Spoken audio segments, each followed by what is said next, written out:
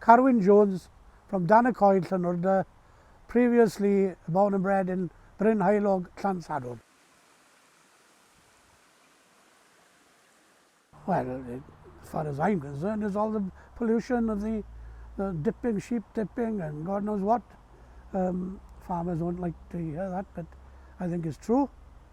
And everything dumped in the river, it was people used to take a pride in looking after the river banks, you know. If you go up the road here now, up to Lampeter, the first 3 miles, you cross the bridge 7 times.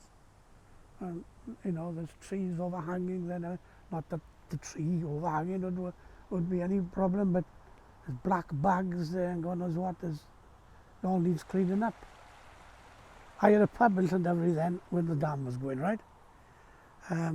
I rented the pub. I was in the rugby club in Swansea one day and talking about the dam, and Jim Crabtree was the area manager of then Welsh Brewers, Worthington then.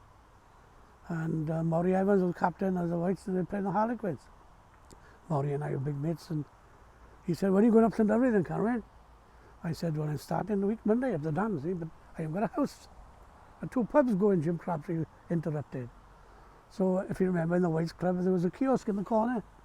You rang up the Station Hotel and the King's Arms. I landed up taking the Station Hotel on rent, ran it, and I was up the dam. Terry Marshall then was the policeman. And his wife was to help in the bar with me. And Terry was quite a character, bit of a crook. And he'd catch the fish and he'd dump them down in my bloody cellar. And then he'd take them round. I'm with him, right?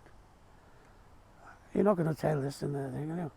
Took some down to Tenby and sold them in the big hotel there on the front, the gatehouse. Took some upriver then, up to, sold them between Abergavenny and Raglan, in those pubs there. And Terry used to catch them with the bailiff. And if there were too many of them, the Station Hotel, if it was underwater, if it was a flood, my cellar would be that much of water. So it was nice and cool, it'd keep the fish there, you know. No, I shouldn't say that. But yeah, Terry Marshall and Faulkner, not as, I think Faulkner did a bit of netting, but they were good swimmers, as Roy was. Roy was the top man.